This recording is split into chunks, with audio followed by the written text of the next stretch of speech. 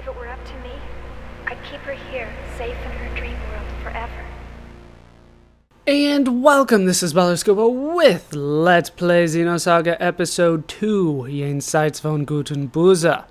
This is the second game in the Xenosaga franchise, or series, however you want to phrase it. Obviously, because it's Episode 2, this comes with 2 discs, which is why it says Disc 1. That is one of many changes that happens in this series. Before we do get started on this series, I do want to say that this Let's Play is assuming that you are at least familiar with the plot from Xenosaga Episode 1. Of course, for many of the details, I will try my best to remind you as to what that is and what that means, but really, if you're trying to go through this game, you'll need to be at least somewhat familiar with Xenosaga Episode 1. We have 2 options here. We have New Game and Continue. I will be starting a new game, and I will pretty much keep the same policies that I had in Xenosaga Episode 1 in this game. So I'll be cutting out repeat random battles. I'll be trying to be quiet during cutscenes, but I'll try to talk in their pauses, which are not nearly as frequent as they were in the previous game. They do speed up the dialogue a bit, but as you can see here, they are assembling something big on the title screen. Hopefully it's something that I'll be able to use. It's just that big. Let's get the new game started. Because I still have Xenosaga Episode 1 clear data, I will be loading that data here, I should say. The data isn't going to get me too much, but it does give me a swimsuit for Ziggy and Cosmos. You notice how it says earned swimsuit for them and not earned swimsuits or earned a swimsuit for them. That is actually grammatically correct. We'll go over why that is correct later. Just notice that for now. And it says geriatric swimsuit has been earned as well. I'm not nearly as excited about the geriatric swimsuit as I am the other swimsuit, but we are going to get this underway. I think that'll be fine. Sure, that'll work. Let's go into the game. New to the game, loading screens, but they're not too bad. If I remember correctly, the game should get underway shortly.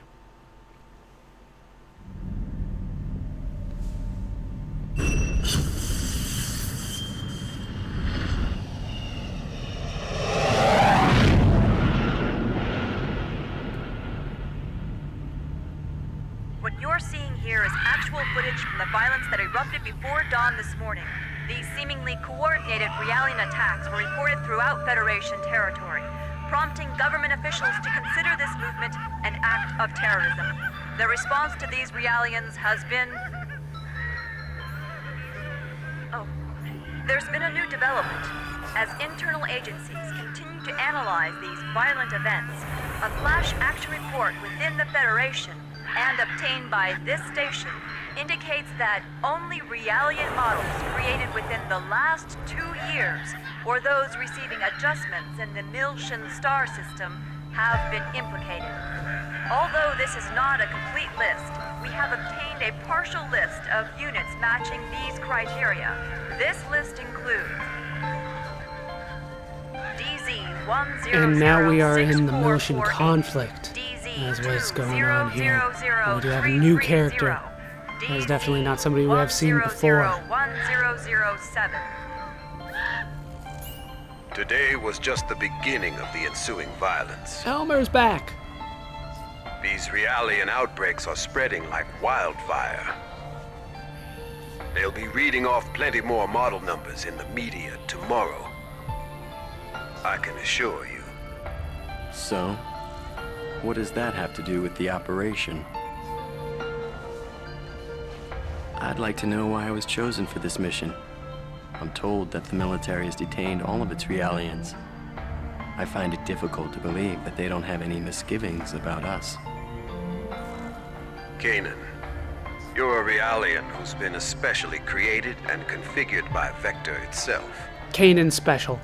I've been given the CEO's personal guarantee that you won't be affected like the others. You won't turn on us, right? Besides, no ordinary pilot could possibly control your craft. That makes you very vital to the operation. I don't believe you two have been properly introduced yet. No, we haven't. This is Chaos. He'll be joining you on board as your navigator. I appreciate the offer, but you may want to reconsider. A regular human can't ride in that thing. Right. That's why I'm here. Don't worry. All right, it's settled then. Good luck to both of you. As mentioned in the briefing, this is a top-secret mission. All IFF code transmitters will be switched off, and under no circumstances will you receive backup from this vessel. You'll have to manage your descent and return on your own.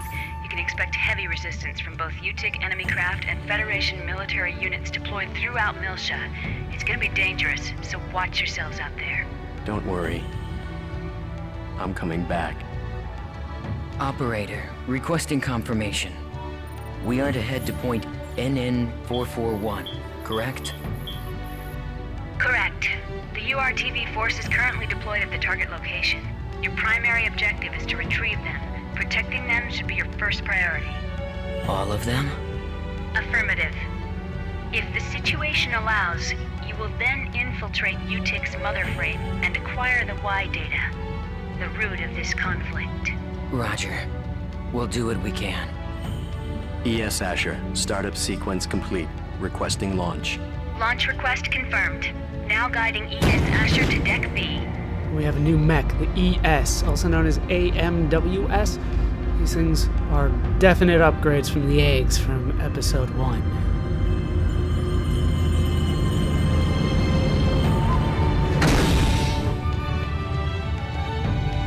Defensive shields deployed. Ready when you are. Roger. Initiating launch procedure. Good luck.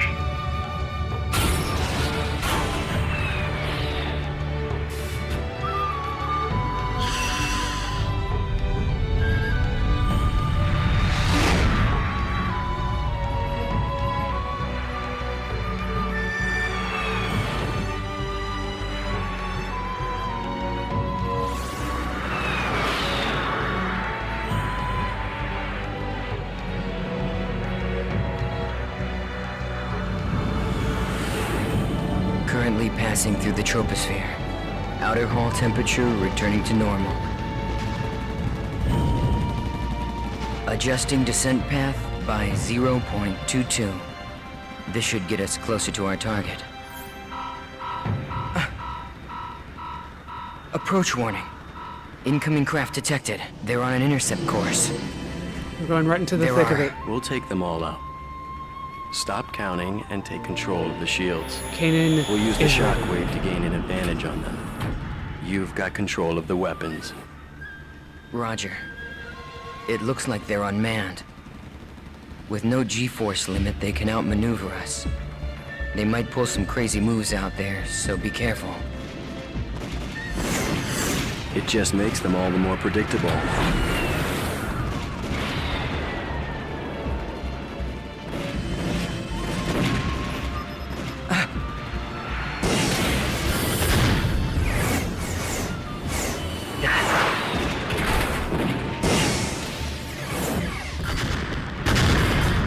Did they just fly into that?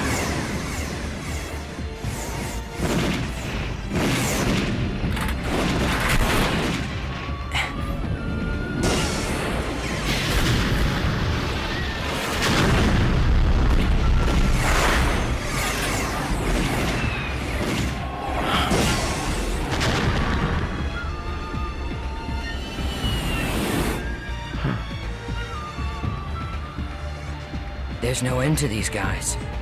And we don't have much ABR energy left either. Let's find some place to set it down.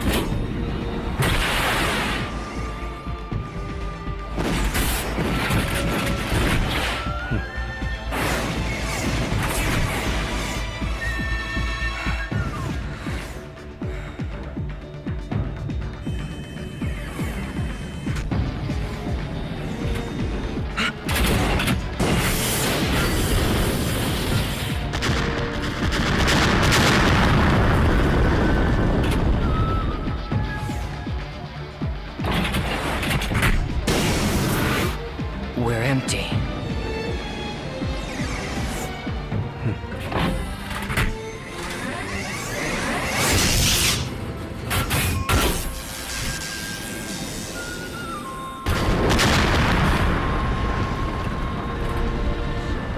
All enemies destroyed. It's true. You really are as good as they say. How are you handling the feedback? You know, a normal person would have probably passed out by now. Chaos isn't normal I either. don't want you jeopardizing the mission. I'm fine. It feels like it's had some special tuning, but that just makes it more interesting. I see. Well, if I get anything unusual from you, I'm cutting the bypass to the navigator immediately. I can operate this thing fine by myself. Roger. Canaan doesn't need healing. We're just here for moral support.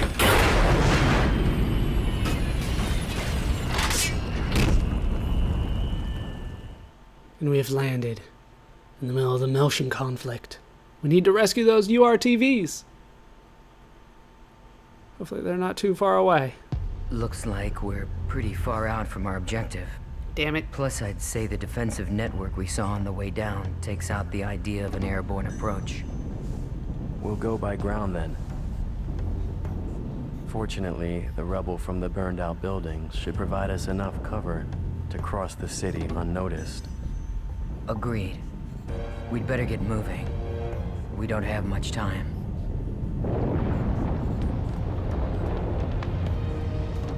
Not much time? Does this have something to do with the URTVs? How do you guys know about Those this? designer children? Yes, that's right. This is all new info to We me. need to protect them from the coming crisis. If and when it occurs. You do realize that's a different story from what I heard in my official briefing. No doubt. As the Federation government special forces, the URTVs were sent in ahead of the invasion.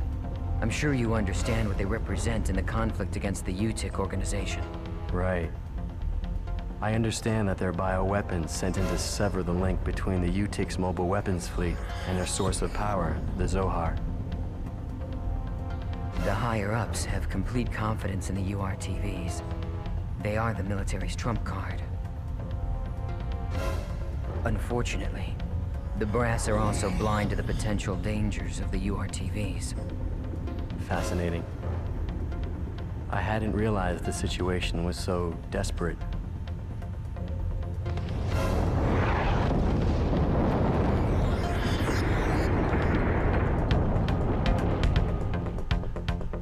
Five minutes into the Miltian Conflict, and already the Realian Canaan knows more than we did the entire time we played the first game.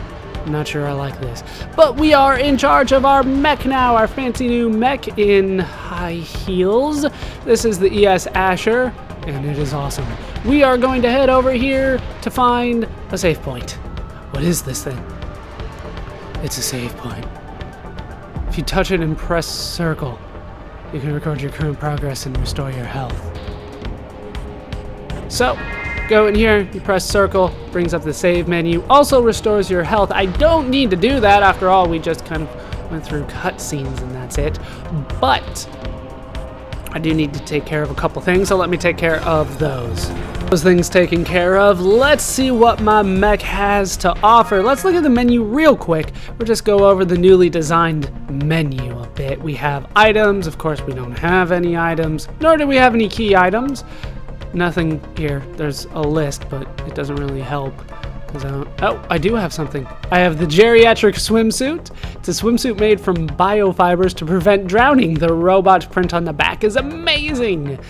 And I don't have a regular swimsuit. I just have the key item, geriatric swimsuit, from clearing the last game. There's ether, which of course, not really a big deal when you're in a mech. We have skills, which we'll go over later. We have tech. Let's take a look at the ES Asher's tech. hex. We have Shield Lancer and Gatling Gun. Those are on the square and triangle buttons respectively. We'll go over special attacks when we get into a battle. The game will actually go through those a bit. We also have the status screen. Here we can equip accessories. As you can see though, the stats on the Asher are amazing. 362 power, 330 armor. That's fantastic. Now I could equip the accessories, but I don't have any accessories. Notice how there are just accessories though. Just keep an eye out on that. And then I could rearrange my party and select a leader. Should I have other people, maybe I can do that, but I don't. You'll notice, oh, I almost missed that. You'll notice at the bottom right on the whole menu screen, it says extra Canaan. That is because Canaan is extra in our party. If I were to go into other menus, that would confirm it, that he is not a full-fledged party member. He's just a guest, so to speak. Let's move on, though. In our fancy, awesome mech, that wrecked truck is blocking our way. You automatically lock on to anything destructible when you get close to it. Press square to destroy it. Thank you. If you guys could at least pretend there's a fourth wall, that would be appreciated.